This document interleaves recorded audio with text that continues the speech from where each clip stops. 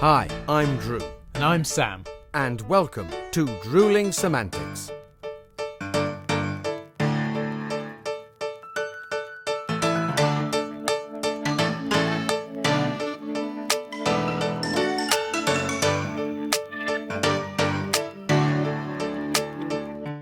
Ladies and gentlemen, hello, we're here. Yeah, well, something different. We already, mate, that people listening are not going to have a clue what we're talking about. We're 10 seconds in. Anyone on YouTube will be very aware that for once there is not a black line between our faces. You are not on the sofa of dreams. I'm not. I am not. You're not in the studio. No, there is no foliage behind me. We're sat in touching distance. Don't touch me. I can reach Drew. I can actually. We are at my flat. We decided we were going to do something a little bit different for this episode, didn't we? We did. Talked about this season trying to go out and see some people in person, and particularly with our guests, we wanted to get them in person. For multiple reasons, we've not been able to do that as yet. As yet, I say, because we're hoping. There's still time. Absolutely, there is. But we wanted, in particular, to at least be in person together today, because today's episode, Drew, is rather special. Well, it is rather special. Is it a birthday or is it an anniversary? Well, I mean, you could technically say, couldn't you, that an anniversary, a birthday is an anniversary, because a birthday is the anniversary of your birth.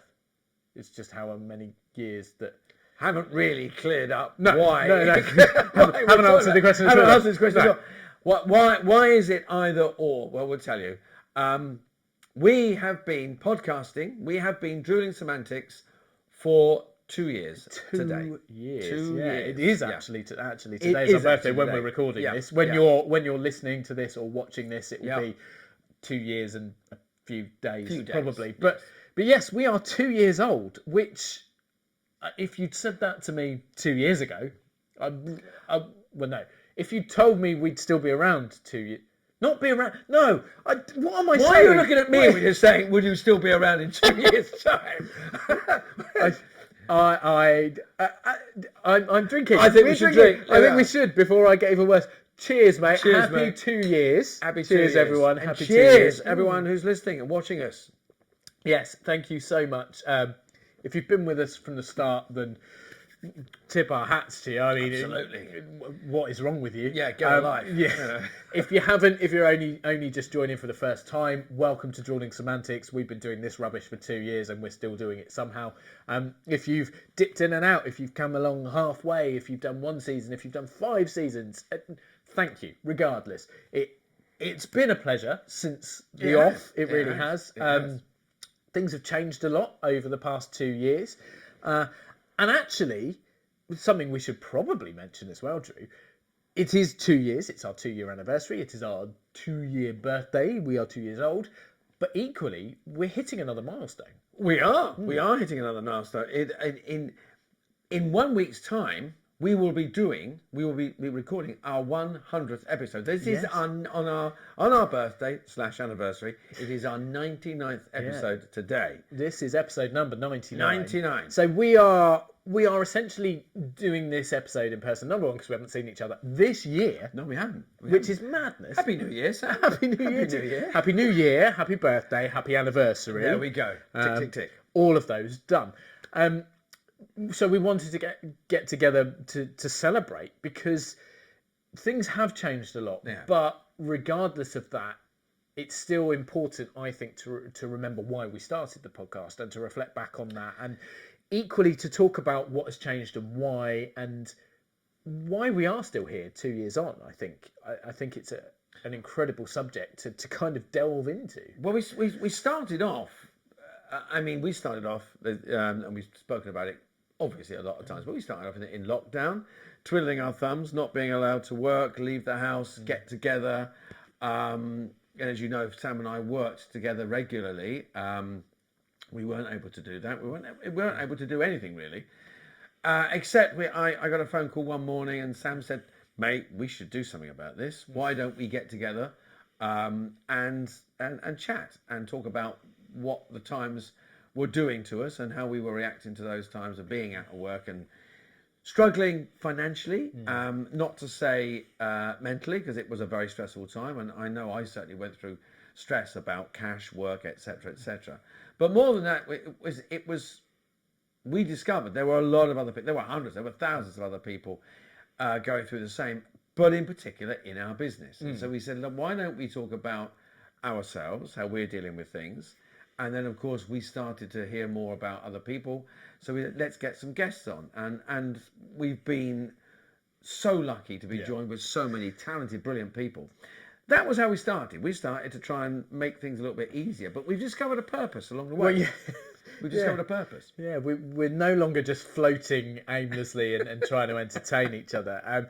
On a serious note, we started in lockdown, and as you said, not only were we worried about money and lack of work and things like that, but also the isolation side of things. We were both lucky to be locked down with other people.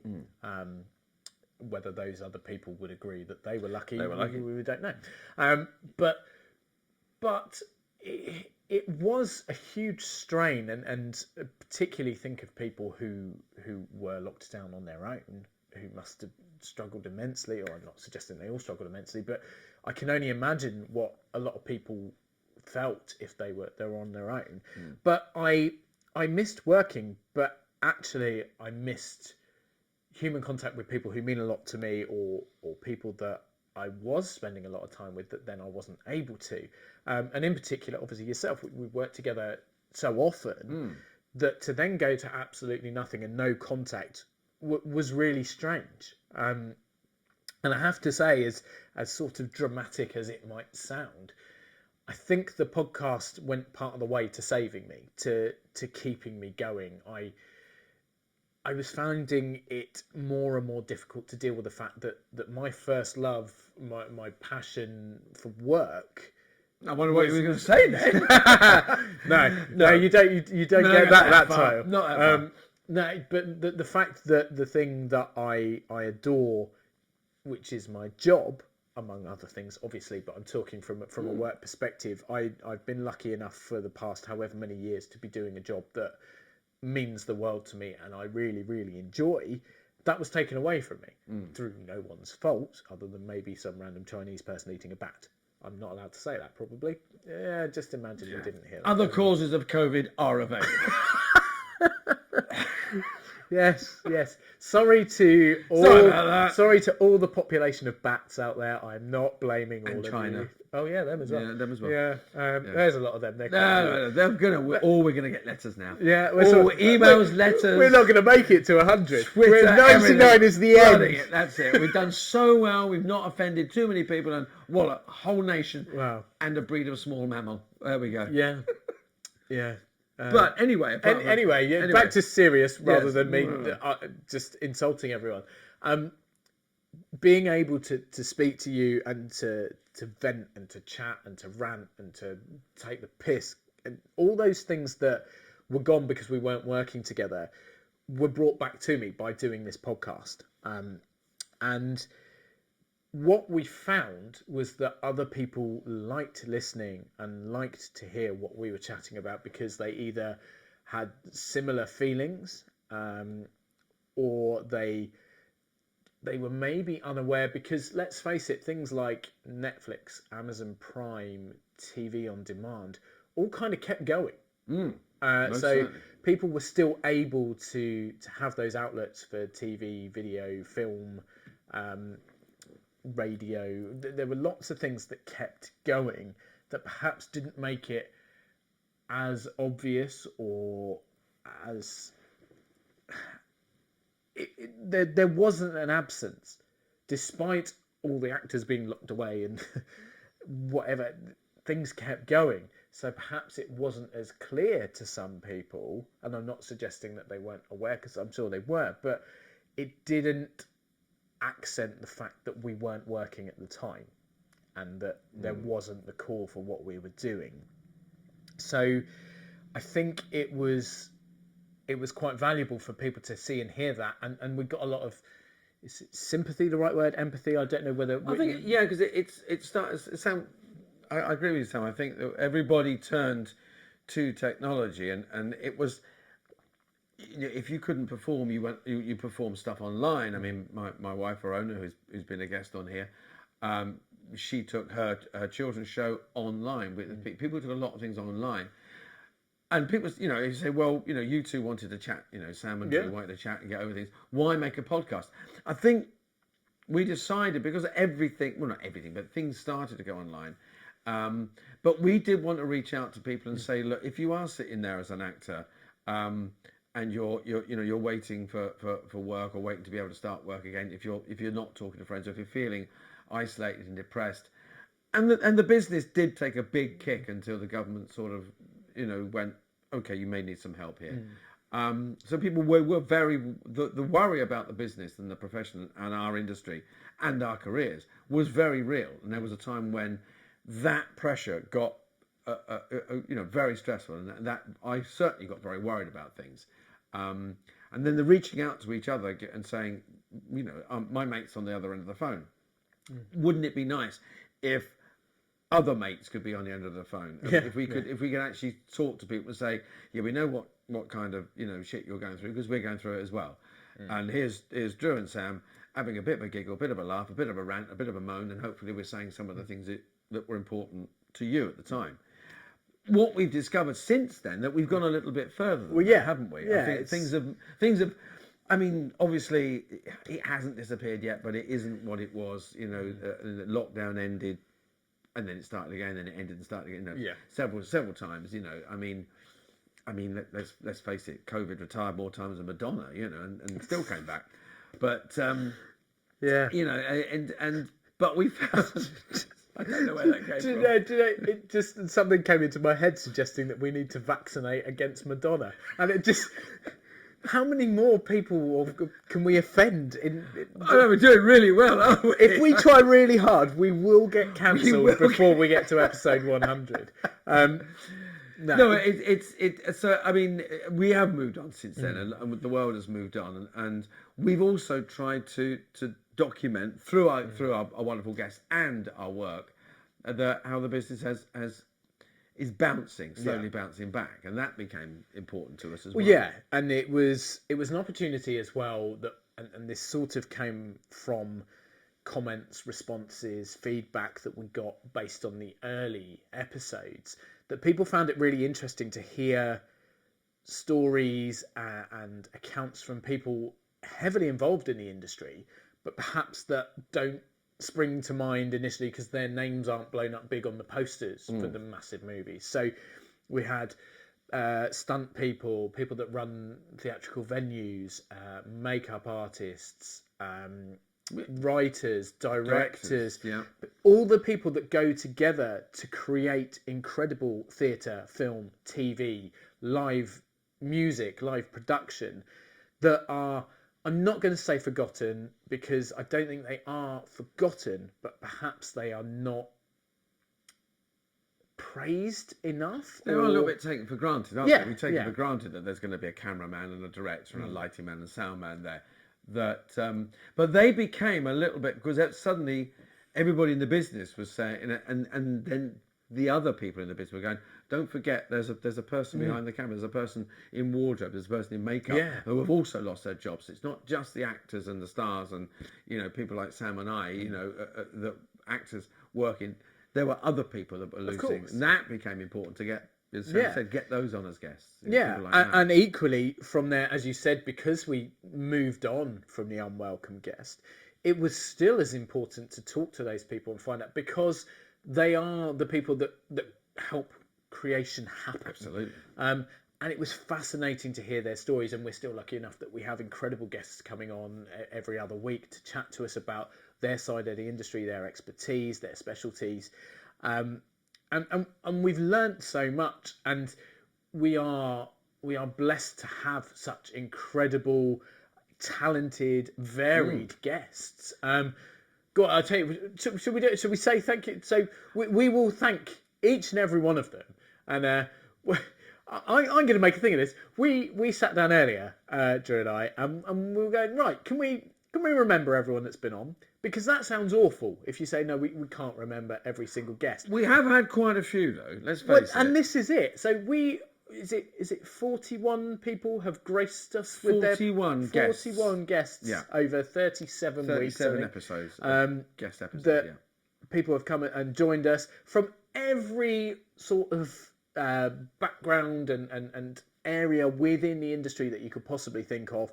And it's thanks to them mainly that we're still going, because Absolutely. people still want to hear their stories and hear about someone different from something that you don't hear every day. Every day you could read about a famous actor in the news, but it's not every day you get to hear about someone who deals with the makeup and hair backstage, or someone that organises the stunts for a movie, or whatever. We're in awards season now. All the awards ceremonies are happening, BAFTAs and SAGs and all that sort of thing. And you know, you get your actors and you know the award for the leading lady, leading man, director, production, film. Maybe but then at the end of the program, they always run the credits of other people that have won the awards, and they're all the backstage people. They're all the behind the scenes. I think it's those people that without them, that actual program wouldn't be going out. Yeah. You know, you wouldn't be sitting in your lounge watching the BAFTAs if it weren't for people such as that. And I think they're not, as Sam said, they're taken for granted. They're a little bit overlooked. And we've been able to, I'm not trying to blow our trumpet and say we've given them more recognition, but perhaps we've added to them to have a voice, a bit more of a voice. And it's never been like a political statement or something, or like a rah, rah, rah, you forgot these people. But it's an opportunity because we want to share that, the facility to have a chat and have a bit of fun. And so we are going to say an individual thank you to each and every one of them, because without them we wouldn't be here, as we said. So first off, a massive thank you to our season 1 guests. So Darren Tassel, a brilliant actor and the creator of these show cards. Julianne Watling McCarthy, creative director of the Stage Door Theatre, a fringe venue in Southampton. And Mark Johnston, stuntman, stunt coordinator, and the owner and director of Movie Works International Stunt Team. Brilliant first season. Season 2 is kicked off with David Gray, who is an actor, a folk musician, and a hard-working busker touring the world as a musician. Then Amy Forrest, who's not only an actor, but she's also a coach, and she is also a disability campaigner for actors with disabilities. Very important. Next, we were joined by Rob Jones, a musician, actor, teacher, presenter, an all-round great guy. Erin Garrity and Paul Labers joined us. They are actors, performers, also a married couple, telling us all about what it was like to be a married couple in the business. Talking of married couples in the business, next was my wife, Verona Chard. She is not only my wife, but she's a very talented actor and performer and agent, but she also runs and creates the musical Balloon Band. And the last guest in the season was Sam Clemens, an actor and a director, very talented young man. Yeah, we've moved on to season 3, and our guests then were Giles Norris, alternative comedian, actor and writer, very, very funny, talented guy. Joel Hicks, who is an actor but primarily a model and a photographer, runs his own studio. Then we had Anthony Merriweather and Emma Woodhouse, the creative team, or 2 of the 3 from the creative team behind brand new musical The Truth Stops Here. We had Rebecca Grace, a stunningly talented makeup artist and also lectures and teaches makeup and special effects. We had Paddy Stewart, good friend of mine, who is a brilliant drag performer and runs a drag club. And also Callan Durrant, a good friend of both of ours, who's an actor, but mainly the creative director for Reflex Theatre, who do theatre in education and other things in the world of business with regards to teaching diversity and dealing with things along those sort of lines. Very important work. And before we move on to our exciting guest of season 4, remember you can always go back and listen to all our seasons, not only our guests but also Sam and I as well. So these are all available to listen to again. So, moving on to season 4 and our wonderful guests, we started off with Jamie Riding, who is one of the youngest and one of the most talented dames in the country, but also a proponent of one of the oldest forms of performance. He's a punch professor as well. Followed by Tony Rudd, who is an impressionist and a Britain's Got Talent semi-finalist, a very talented young man. Next was Kirsty Richardson and Jason Wright. If you want a fright, these are the people to go to. They are horror film producers. I should actually say Kirsty is now also Kirsty Wright. Yeah, they got married. How lovely. Next was head and shoulders above almost everyone is Ed Wells. I say that because he's a very tall gentleman, a very talented gentleman. He's a John Cleese / Basil Fawlty lookalike. And he does other characters as well. Fascinating and very funny man. We were joined then by a very fascinating and very funny man, Charlie Freeman, who is a musician, an actor, owner of a fantastic house, wonderful storyteller and raconteur. Very, very funny episode with him. And last, very funny comedian and also a very funny dad, joined Dave Bibby, who reflected on his life as a travelling comedian and whether he likes to be at home with his cats and his new children, or be a comedian instead. I don't know. Yeah. We moved on to season 5. We were visited by Gemma Fincher, theatre critic and interviewer. We were joined by Georgia Harris, who's creative director at the Golden Goose Theatre, very, very talented lady. Then Andrew Dobell, who I've had the pleasure of working with lots, photographer, digital artist and author. We had Sam Quested on the show, brilliant director and producer with some of the biggest shows in the West End right now and touring. Then James Hall, fabulously talented musical director and very passionate teacher. And finished up season 5 with the wonderful Mr. Harry Boyd, very, very talented actor and vocalist. Season 6 kicked off with a big thanks to Callum Donnelly, comedian, performer, and again a teacher. And then we had the wonderful David Bain joining us to do some very serious work as a producer and a therapist, and also a great musician. Then we had Terry Burns and Terry Gauchi, a fast-paced episode with these two. They're actors, they're comedians, and they're also panto performers. Great fun episode. Then we had Johnny Hansler, who is an actor and a comedy performer and a raconteur, a wonderful storyteller of great theatre stories. Next, joining us was Nicholas Benjamin, who is an actor, a writer, a director. Like many of our guests, he's talented in many, many spheres. We finished the season with Philip Lee, who is a photographer and a YouTube producer, but also a Lego master. Worth going back over that episode. Definitely. Very fascinating. And then, of course, we're nearly up to date with season 7, where we are right now. Started with Will Gillam, good friend of ours, who is an actor and now more focused on headshot photography. Nick Bannister, affectionately known as Picnic, who is an illustrator, a graphic designer, and a very important member of the creative team for Drewling Samantics. But we will talk about him a bit more in a bit, because he's had a big influence on where the podcast has gone and what has changed over the past 2 years. Then we had Claire Harding, who is an actor and biographer, very talented writer and performer. And finally, if you joined us last week, you already know, but if you didn't, you really should go back and listen or watch. The effortless energy and the ball of excitement that is Mr. Rhys Daniel, a brilliant actor, an agent running an agency, very, very talented comedian, brilliant guy. So we want to offer a massive thanks to each and every one of them.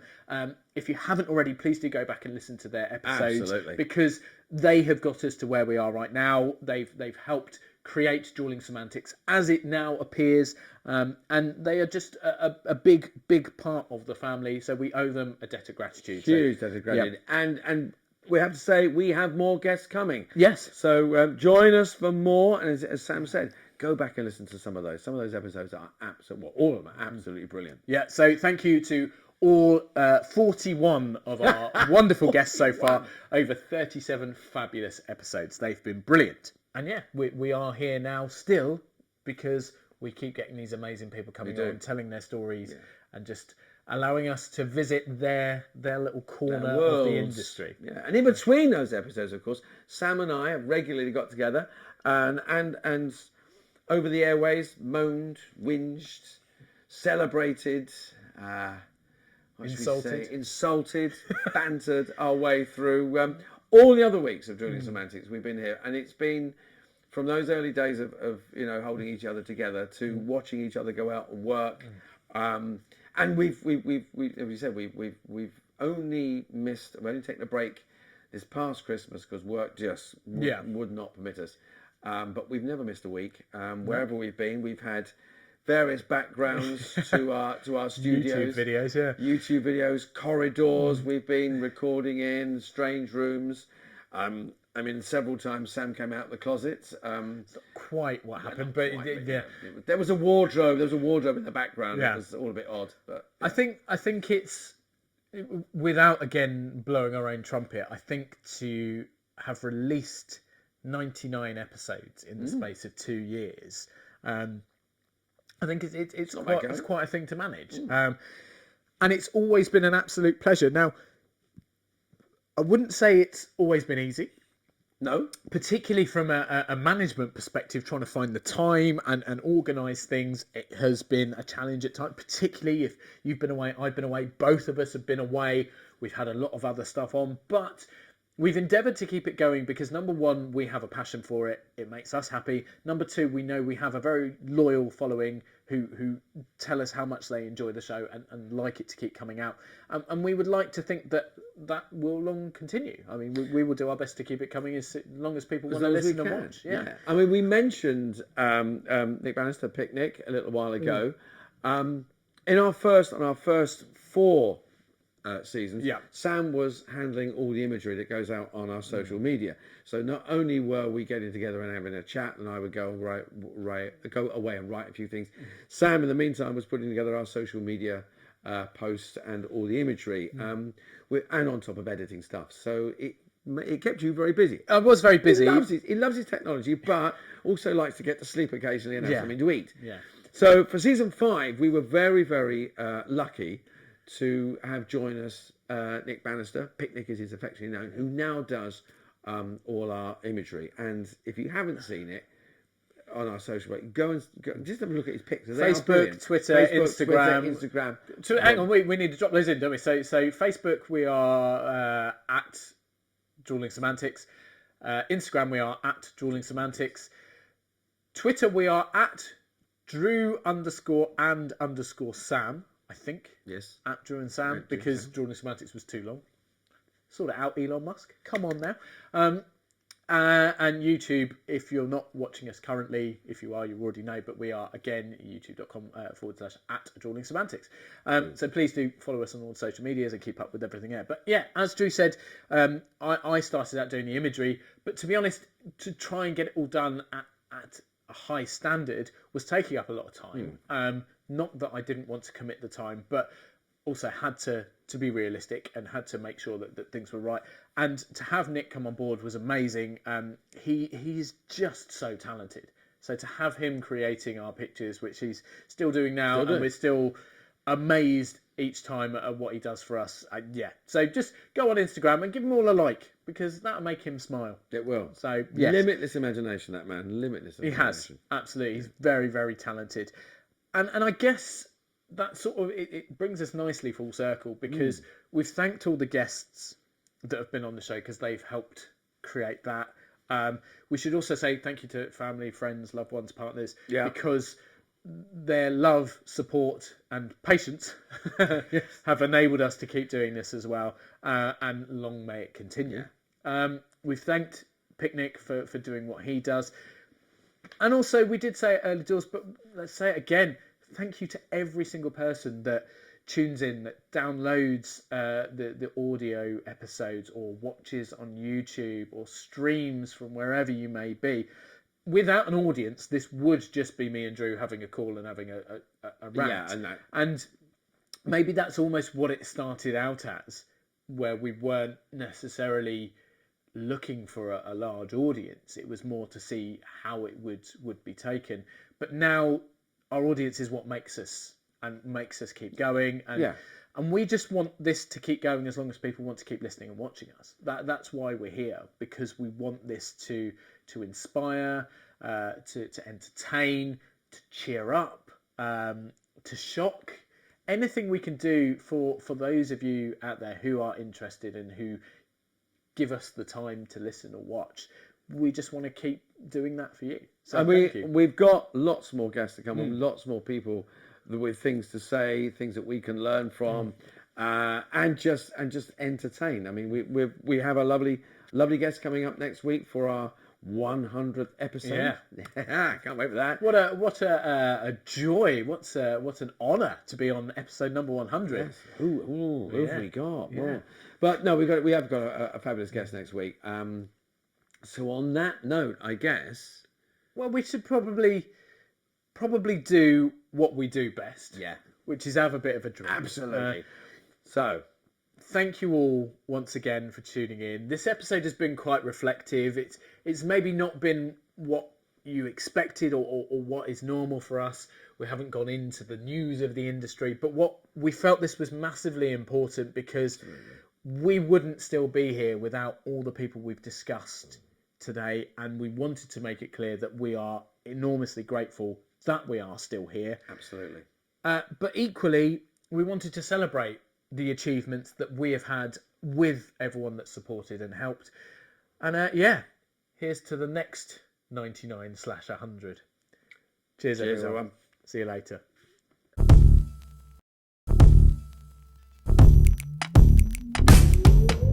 Thanks again for watching this episode of Drewling Samantics. Please make sure you subscribe to our channel and turn on notifications so you never miss a new video. Don't forget, we're also available as audio only. Just search Drewling Samantics in any good podcast app. And please support us on social media. All our links and handles are on screen now. We love welcoming new followers and subscribers, so why not share with your family and friends so they can join in too? Thanks very much. See you next time.